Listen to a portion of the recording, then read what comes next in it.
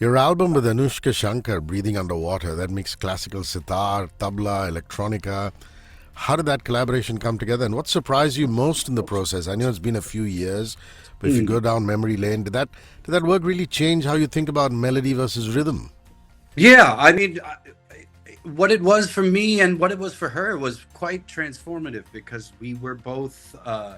Um, I mean, there were many dimensions to that project. I mean, we first had kind of come together. We were spending a lot of time together. We were as friends. We were meeting in a lot of different cities, and then she had just started experimenting with electronic music, and she was always a fan of electronic music, but she never kind of brought those worlds together.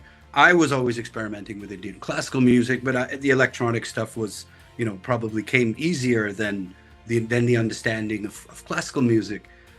So I think a lot of people don't realize that on that album, a lot of the classical stuff, she kind of allowed me to become a classical composer, and I was pushing her to become more of an electronic fusion artist.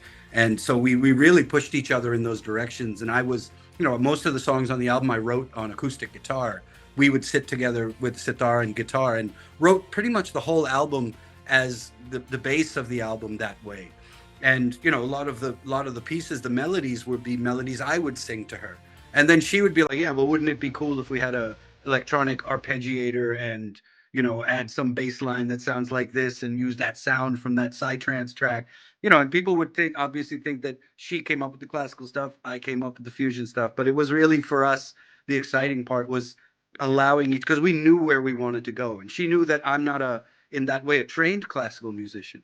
So she was, of course she was there to guide me and I was there to guide her. But it was really about that, about, both of us have grown from that.